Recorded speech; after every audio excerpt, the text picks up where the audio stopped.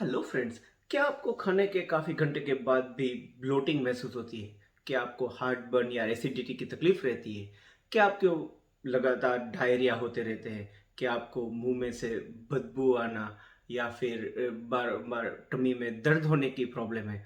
अगर इनमें से कुछ भी चीज़ों की प्रॉब्लम है तो आपका गट अनहेल्दी हो सकता है। और आप ये वीडियो को ज़रूर देखें और इसके टिप्स को फॉलो करने की कोशिश करें। मैं हूं doctor Kunal Kothari from K two smart life, joining you back in your journey of happiness and health। आज हम बात करने वाले हैं गट हेल्थ की।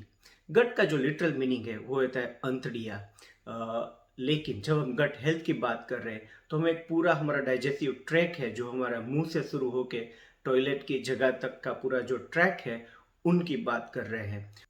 तो ये तो काफ़ी कॉमन सिम्टम्स है ही गट के प्रॉब्लम के, जैसे कि acidity, heart burn, bloating, diarrhoea, tummy pain, मुंह बैड ब्रेथ। लेकिन ऑल्सो अगर आपको फूड एलर्जीज रह रही है, एक्जिमा है, न्यूट्रिएंट की कमी आ रही है ब्लड टेस्ट वगैरह में, आपके मूड में प्रॉब्लम रह रहा है, आपको वेट कंट्रोल का प्रॉब्लम है, ये सारी चीज़ें भी आपके गट हेल्थ के रिलेटेड हो सकती है।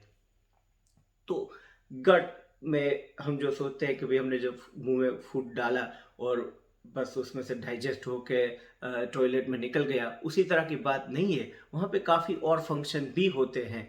और गट को हम एक्चुअली दूसरा ब्रेन बोलते हैं। गट में इतने सारे न्यूरॉन्स है कि ब्रेन के बाद गट की खुद की नर्वस सिस्टम है जिसको एंटरिक नर्वस सिस्टम बोलते हैं। गट में बॉडी के almost 80% immune cells are in the gut lining, क्योंकि हम जितनी भी चीज़ें खाते हैं वो फॉरेन चीज़ें हैं और उन चीज़ों को हमें अपना करना है, उसमें से न्यूट्रिएंट निकालना है। तो वहाँ पे एक बहुत अच्छी डिफेंस मैकेनिज्म होना बहुत ज़रूरी है। और इसीलिए हमारी बॉडी की जो स्ट्रक्चर है वो उस तरह से हुई है कि हमारे गट में ये इम्यून सेल है, वो मेक श्योर करते हैं कि जो भी खाना अंदर जा रहा है वो एडिबल है, वो हमारी बॉडी के लिए अच्छा है। और लास्टली, जब फूड होता है, आप कोई भी तरह का फूड खाए, लेकिन उसमें से क्या न्यूट्रिएंट एब्सॉर्ब होना है, किस मात्रा में एब्सॉर्ब होना है, वो फंक्शन भी एक्चुअली गट में एक्टिवली होता है। और ये सारी चीज़ों गट कर सकता है क्योंकि वहाँ पे हमारे फ्रेंडली बैक्टीरिया होते हैं जिसको हम माइक्रोबायोम कहते हैं। हमारे गट में 100 बिलियन से ऊपर बैक्टीरिया है और उसकी भी 500 to 1000 अलग अलग तरह की स्पीसीज है। और ये सारे जो बैक्टीरिया या माइक्रोबायोम है वो उस किराएदार की तरह है हमारे घर में, कि जैसे आप समझे कि जब किराएदार के साथ आपका कोई एग्रीमेंट है कि भाई आप पैसे मत देना, लेकिन आप घर के काम में मेरा हाथ बटाना, घर में कुछ डैमेज वगैरह हुए तो हमें जल्दी से बताना और हमारे घर की रक्षा करना कि बाहर के कोई चोर डाकू कोई घर में आ ना जाए। और बैक्टीरिया और ये माइक्रोबायोम जब हम उनका लुक आफ्टर करते हैं तो they do their job very well actually. लेकिन उसके बदले में उनको क्या चाहिए? तो जैसे आपके किराएदार है, उसको चाहिए कि भाई आप उनको खाना दे टाइम पे, अगर आप उनका रिस्पेक्ट दे और ऐसी चीजें घर में ना करें कि जो उनको परेशान करे। यही चीज हमें हमारे गट के लिए करनी है। तो हमें उसको पैम्पर करना है। तो हमारे गट बैक्टीरिया को हमें किस तरह से पैम्पर कर सकते हैं, उसके लिए मैंने एक ये 6 चीज़ें बताई हैं। जो 6 टिप्स है वो P is for probiotic, A is for avoid certain foods and medication, M is for mindful eating, P is for prebiotic food, E is for exercise और R इज़ फॉर रेस्ट। और हम ये 6 के बारे में briefly देखेंगे। Probiotic की बात करते हैं तो प्रोबायोटिक का मतलब है कि जो फूड जिसमें लाइव बैक्टीरिया है, जिसको फर्मेंटेड फूड कहते हैं। और हमारे इसमें तो ये गुजराती ढोकला या साउथ इंडियन फूड्स वगैरह, जो इडलीज है, डोसाज है, वो पहले से सालों से सदियों से बनता आ रहा है उस तरह का फर्मेंटेड फूड। लेकिन इवन जो पिकल्ड ककम्बर है, पिकल कैबेज है जिसको सॉल्टक्रोट भी कहते हैं, वो भी काफ़ी कॉमन प्रोबायोटिक फूड है। Most easily available probiotic food which probably is in everybody's house is actually हमारा जो योगर्ट बोलते हैं कि दही या कर्ड। वो जो लाइव बैक्टीरिया है, लैक्टोबैसिलाई उसमें होते हैं, that is one of the very friendly species for our bacteria. तो उनको आप जितना कंज्यूम कर सके उतना आप गट में अच्छे तरह के बैक्टीरिया डालेंगे। एक और चीज़ है जो काफ़ी अभी उसका ट्रेंड बढ़ रहा है, वो एप्पल साइडर विनेगर।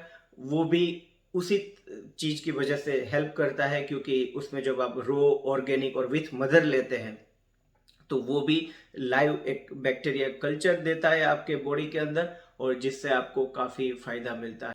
बाकी काफ़ी चीज़ें हैं, जैसे कि कैफीर है, वो योगर्ट की तरह की ही एक चीज़ है, किमची है, कंबूचा है। तो ये सारी जो डिशेस है वो भी इस तरह के प्रोबायोटिक फूड दे के आपके बॉडी को हेल्प कर सकती है।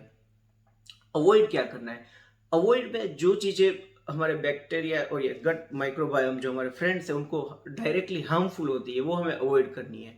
तो जो प्रोसेस फूड है, जो फैक्ट्री में बना हुआ खाना है, कि जो सारा प्रोसेस फूड है दैट इज बिकॉज वो फॉरेन है, वो हमारे बॉडी के लिए एडिबल नहीं है। तो हम जब जंक खाते हैं, प्रोसेस जो रिफाइन एकदम जो कार्बोहाइड्रेट होते हैं, जो मैदे की चीज़ें होती है, जो खराब ऑयल से बनी हुई होती है, ये सारी चीज़ें अगर बॉडी में जाए तो ये हमारे अच्छे वाले बैक्टीरिया को हार्म करती है और बुरे वाले बैक्टीरिया को ग्रो करती है। उसी तरह से अगर आप हाई शुगर कंज्यूम फूड करोगे तो आपके जो शुगर लिविंग बैक्टीरिया है, जो हमारे लिए उतने हेल्पफुल नहीं है, उनका ग्रोथ ज़्यादा बढ़ेगा और फिर आपको शुगर की क्रेविंग वो ज़्यादा से ज़्यादा कराते रहेंगे। इसलिए एक्चुअली आप अपने वेट लॉस जर्नी में हैं और शुगर कम करना चाहते हैं तो आपको 3 से 4 हफ्ते के लिए शुगर बिल्कुल बंद करनी पड़ती है, क्योंकि इस बैक्टीरिया के ऊपर आपको कंट्रोल लेना है। एक बार जब कंट्रोल ले सकेंगे तो फिर आप जाके शुगर रिड्यूस कर सकते हैं। अदर जो कॉमन चीज डैमेज करती है वो है अल्कोहल और इवन आर्टिफिशियल स्वीटनर वगैरह, क्योंकि उससे गट की लाइनिंग को प्रॉब्लम होती है, तो आपकी इम्यूनिटी में प्रॉब्लम आ सकता है। और जो किस तरह की दवाइयां हैं, कि जैसे कि एंटीबायोटिक है, क्योंकि अब जब एंटीबायोटिक लेते हैं तो ऐसा नहीं है कि वो सिर्फ जो हानिकारक जर्म को मारती है, लेकिन वो आपके गट के बैक्टीरिया को भी असर करती है। और एक एंटी इन्फ्लेमेटरी ड्रग करके बोलते हैं, जिसमें आइबुप्रोफेन तरह की दवाइयां आती है, और कुछ एसिडिटी की दवाइयां हैं जो आप काफ़ी कॉमन है, लेंसोप्राजोल, ओमिप्राजोल वगैरह। वो भी बिकॉज गट की एसिडिटी जो हमारे स्टमक की वो चेंज करती है, उसकी वजह से भी पूरा आपका अंदरूनी इकोसिस्टम में प्रॉब्लम आता है। तो मैं ये नहीं कह रहा हूँ कि ये दवाइयाँ आपको कभी नहीं खानी है। अगर आपके डॉक्टर ने प्रिस्क्रिप्शन में लिखी है तो डेफिनेटली आपको लेनी है, लेकिन आपको माइंडफुल रहना है कि जब आप इस तरह की चीज़ें खाते हैं तो आपको अपनी गट को लुक आफ्टर करने के लिए और ध्यान रखना पड़ेगा, और बाकी की जो चीज़ें कम कर सकते हैं वो कम करनी होगी जब तक आप इस तरह की दवाई ले रहे हैं। और ऑब्वियसली जब इस दवाइयों की ज़रूरत ना हो तो आप उसको डेफिनेटली बंद करें। हम जब एम की बात करते हैं, माइंडफुल ईटिंग, मेरा एक माइंडफुलनेस के बारे में पूरा मैंने वीडियो बनाया है कि which is living in the present moment, उसका लिंक आपको यहाँ पे मिल सकता है। लेकिन हम जब फूड में माइंडफुल ईटिंग की बात करते हैं, मतलब हमें फूड की एक ग्रेटफुल होना है, कि हमें उसको अप्रिसिएट करना है, कि हमें खाने को एक उसके टेक्सचर, उसका स्मेल, उसको देख के उसको उस पल को एंजॉय करके खाना है, प्रॉपरली च्यू करके खाना है। एनवायरनमेंट अच्छा होना चाहिए, स्ट्रेस फ्री रखे, कि ऐसी कोई आर्ग्यूमेंट वाली चीज़ें, कि जो चीज़ें आपको स्ट्रेस दे सकती है, कि आपने मोबाइल देख रहे हैं, कि कोई न्यूज़ देख रहे हैं, उस तरह की चीज़ों से जितना आप खाना अवॉइड कर सके उतना आपके बॉडी को फायदा होगा। क्योंकि जो डाइजेशन सिस्टम है वो ऐसा नहीं है कि आपने फूड डाला और जस्ट डाइजेस्ट हो गया, उसमें पूरा एक हार्मोनल सिस्टम वगैरह होता है। तो अगर आप स्ट्रेस हार्मोन वगैरह बढ़ाएंगे तो ये डाइजेशन कभी ठीक तरह से हो ही नहीं पाएगा। हम दूसरी जो चीज बात कर रहे हैं, प्रीबायोटिक। तो प्रीबायोटिक क्या है? प्रोबायोटिक और प्रीबायोटिक में काफी लोगों को कंफ्यूजन होता है। तो प्रोबायोटिक फूड जो मैंने पहले बताया वो है कि भाई जिसमें एक्चुअली लाइव बैक्टीरिया है, जबकि प्रीबायोटिक है उस तरह का खाना कि जो हमारे बैक्टीरिया को पसंद है। तो हम जो बोलते हैं ना कि भाई एक स्पून इसके लिए खा ले, एक स्पून इसके लिए खा ले, बच्चों को जैसे हम जो बोलते हैं उसी तरह बोलना चाहिए कि भाई एक स्पून आप खा ले अपने इस गट बैक्टीरिया के लिए। तो उनको क्या पसंद है? तो उनको चीज़ें पसंद है जिसमें हाई फाइबर हो। तो जितना भी आप हाई फाइबर फूड खाए, और मैंने बोला कि ये जो 500 to 1000 स्पीसीज है उन सब की नीड्स डिफरेंट है। तो जितना आप वेरिड फूड खाएंगे, जो हम रेनबो वेजिटेबल्स बोलते हैं, अलग अलग के फ्रूट्स, अलग अलग कलर के वेजिटेबल्स जितना खाएंगे और हो सके उतना उसको उसके फाइबर के साथ खाएंगे, तो ये सारी चीज़ें जब होगी डाइजेस्ट होके अपने स्टमक से लेके छोटी अंतड़ी जो उसमें स्मॉल इंटेस्टाइन बोलते हैं उसमें से जब लार्ज इंटेस्टाइन तक पहुंचेगी, तो ये जो फाइबर है वो खाना प्रोवाइड करेंगे आपके बैक्टीरिया को, और बैक्टीरिया उन चीज़ों में से आपको जरूरी चीज़ों में न्यूट्रिएंट वगैरह डाइजेशन में और फायदा कर सकते हैं। और हम जब ई की बात करते हैं वो है एक्सरसाइज। तो एक्सरसाइज जब हम बात करते हैं, मैं ऐसा नहीं बोल रहा हूँ कि आपको भी मैराथन रन करने जाना है। Exercise means just simple movements, कि आपको बॉडी को मूविंग रखना है, क्योंकि आपकी जो पूरा डाइजेस्टिव ट्रैक्ट जिस तरह से बना है, आप खाना खा के तुरंत बैठ जाएंगे कि तुरंत सो जाएंगे, तो आपके डाइजेस्टिव सिस्टम में प्रॉब्लम होगा। और जितना आपका खाना का ट्रैक का मूवमेंट स्लो होगी, उतना ही वो आपको ज़्यादा हार्मफुल बना सकते हैं, क्योंकि जिस तरह से न्यूट्रिएंट निकलते जाते हैं खाने में से, फिर वो खाना जो है वो हमें पीछे की ओर से निकालना है। तो ये मोमेंट को इजी बनाने के लिए जितनी आप अच्छी एक्सरसाइज करेंगे उतना फायदा होगा। There is also more research coming out के आप अलग अलग तरह की सिंपल एक्सरसाइज वगैरह से गट की जो डाइवर्सिटी है माइक्रोबायोम की वो बढ़ा सकते हैं, और इससे भी आपको काफी फायदा मिल सकता है। अभी लास्ट जो बात है वो है आर फॉर रेस्ट। जब हम रेस्ट की बात करते हैं तब हम बात करते हैं कि गट को किस तरह से हम रेस्ट दे सकते हैं, क्योंकि हम किसी भी तरह का खाना खाए उसमें हमेशा कंफ्यूजन रहता है कि अब हम जो हेल्दी गिन के भी खा रहे हैं, क्या क्या वो सही में हेल्दी फूड है, क्या वो ऑर्गेनिक है, क्या वो बनाने के लिए फर्टिलाइजर बनाए थे। गाइडलाइंस भी चेंज होती रहती है, कोई बोलेगा कॉफ़ी पीनी अच्छी चीज़ है, कोई बोलेगा कॉफ़ी पीनी खराब चीज़ है, अंडे खाना अच्छा है, अंडे खाना बुरा है। तो ये सब कंट्रोवर्सी तो रहेगी हमेशा, लेकिन अगर उसमें से आप बाहर निकलना है, जो चीज नॉन कंट्रोवर्शियल है और जो एंशियंट टाइम से हमारे हर स्क्रिप्चर में, हर लिटरेचर में है, वो है फास्टिंग। कि अगर आप फूड डालोगे ही नहीं स्टमक में, तो आप उसको गट को हानि पहुंचा ही नहीं सकते हो। और हम जब बात कर रहे हैं कि फास्टिंग, तो मोस्ट कॉमन है ये इंटरमिटेंट फास्टिंग, जिसमें बोलते हैं कि भाई 8 घंटे के विंडो के अंदर खाना है, तो आप 16 घंटे बॉडी को पूरा आराम कर दे, जिसमें पानी के अलावा कुछ मत ले।